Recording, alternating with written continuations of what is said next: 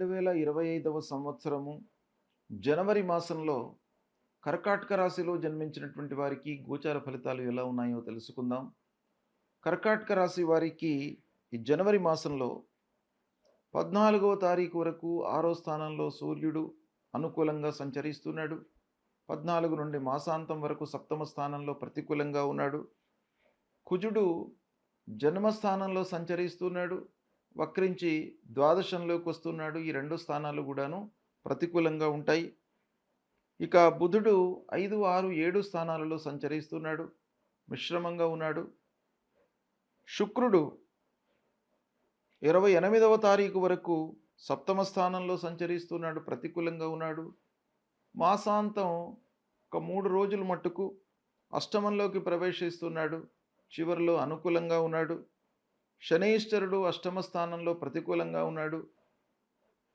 రాహువు భాగ్యస్థానంలో ప్రతికూలంగా సంచరిస్తున్నాడు, కేతువు అనుకూలంగా సంచరిస్తున్నాడు. ఈ విధంగా గ్రహస్థితి ఉంది. కనుక ఓవరాల్గా మనం చూసినట్టయితే కర్కాటక రాశి వారికి ముఖ్యమైనటువంటి గ్రహాలు సూర్యుడు 50% బాగున్నాడు, బుధుడు 60 to 70% అనుకూలంగా ఉన్నాడు, శుక్రుడు 25% అనుకూలంగా ఉన్నాడు. తర్వాత గురు భగవానుడు మట్టుకు అనుకూలంగా ఉన్నాడు, కేతువు అనుకూలంగా ఉన్నాడు. ఈ విధంగా ఉంది. మిశ్రమాధిక ఫలితాలు ఎక్కువగా కనబడుతున్నాయి. అయితే ఓవరాల్గా మనం చూసినట్టయితే చేసేటువంటి వృత్తి వ్యాపారాలు బాగా లాభిస్తాయి, అనుకూలంగా ఉంటాయి.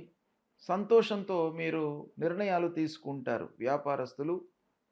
తర్వాత ప్రొఫెషనల్స్ అందరూ కూడాను ఈ మాసంలో అనుకూలంగా ఉంటారు. ప్రారంభించినటువంటి పనులు లాభదాయకంగా పూర్తి అవుతాయి. 1-2 వారాలు ఉద్యోగస్తులకు అనుకూలంగా ఉంటాయి. ఇక ఉద్యోగస్తులకు ఆఫీసులో పనితనానికి గుర్తింపు లభిస్తుంది, శ్రద్ధతో పనులు నిర్వర్తిస్తారు. ఇంటి వాతావరణం అనుకూలంగా చివరి వారంలో ఉంటుంది. మొదటి 3 వారాల లోపల మట్టుకు కొంత జాగ్రత్తలు తీసుకోవాలి. ఇక ఖర్చులు పెరిగేటువంటి అవకాశాలు గోచరిస్తున్నాయి. ఆకస్మికమైనటువంటి ఖర్చులు, ఇబ్బందులు ముందుకు వస్తాయి. దీన్ని మీరు జాగ్రత్తగా కట్టడి చేసుకోవాలి. అయితే ఆదాయ పరిస్థితి మట్టుకు స్థిరంగానే ఉంటుంది, రాబడి బాగానే ఉంటుంది. ఉద్యోగస్తులకు, వ్యాపారస్తులకు అందరికీ కూడాను చేతిలో డబ్బు ఉంటుంది. అయితే వృధా ఖర్చులు ఉన్నాయి కాబట్టి కొంత మీరు కట్టడి చేసుకున్నట్టయితే ఈ సమయాన్ని సద్వినియోగపరుచుకొని జీవితంలో ఉపయోగపడేటువంటి ఇన్వెస్ట్మెంట్స్ చేసే అవకాశాలు ఉంటాయి. కాబట్టి కొంత నియంత్రించుకోవడము మంచిది. ప్రారంభించినటువంటి పనులలో కొంత ఆలస్యము గోచరిస్తున్నప్పటికీ పనులు పూర్తి అవుతాయి. రెట్టింపు శ్రద్ధతో మీరు పని చేస్తారు. ఇక విద్యార్థులకు బాగా అనుకూలమైనటువంటి సమయం. విద్యార్థులు ఉన్నత విద్యకై చేసేటువంటి ప్రయత్నాలు బాగా కలిసి వస్తాయి. చదువు లోపల రాణిస్తారు. మంచి సంస్థలో మీరు ప్రవేశాన్ని పొందుతారు. ఇక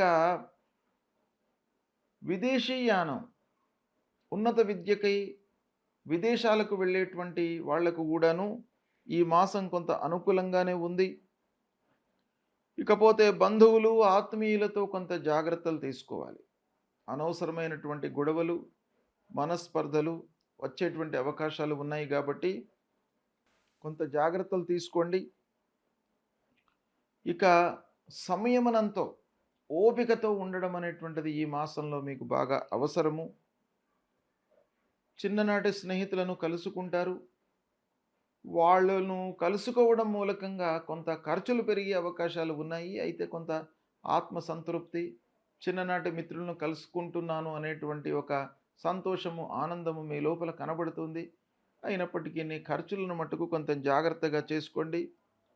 ఇక సంగీత, సాహిత్య, సినిమా రంగాలలో ఉన్నటువంటి వారికి మొదటి 3 వారాలు కొంత అసంతృప్తిగా ఉంటారు. దాని తర్వాత చివరి వారంలో మట్టుకు మీకు బాగా కలిసి వస్తుంది. కొత్త పనులు ప్రారంభిస్తారు, కొత్త అవకాశాలు వస్తాయి. ఆదాయం మట్టుకు పెరుగుతుంది, ప్రయాణాలు అనుకూలిస్తాయి.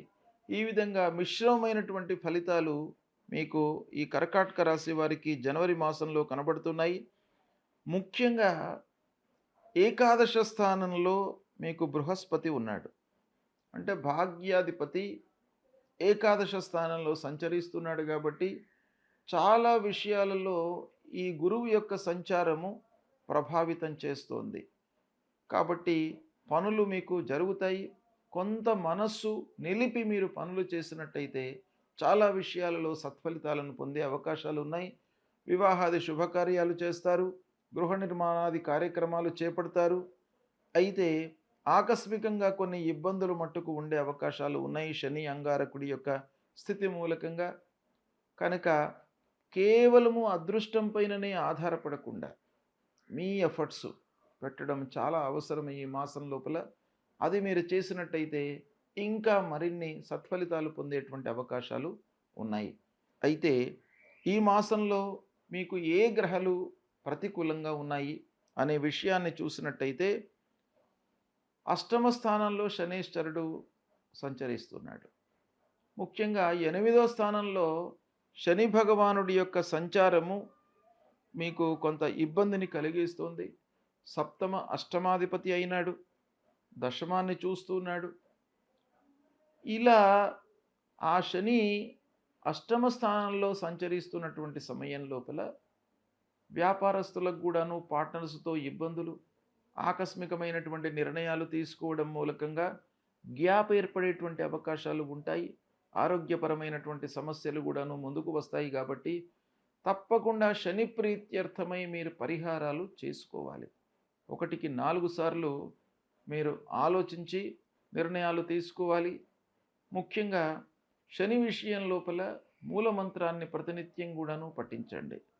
నీలాంజన సమాభాసం రవిపుత్రం యమాగ్రజం ఛాయా మార్తాండ సంభూతం తం నమామి శనైశ్చరం అనేటువంటి మూలమంత్రాన్ని ప్రతినిత్యం కూడాను మీరు జపించండి. 19 సార్లు మీరు జపించినట్టయితే ఆ శని భగవానుడి యొక్క అనుగ్రహం లభిస్తుంది. నవగ్రహ దేవాలయానికి వెళ్ళండి. నవగ్రహ దేవాలయంలో పశ్చిమ దిశ లోపల శనైశ్వరుడు ఉంటాడు.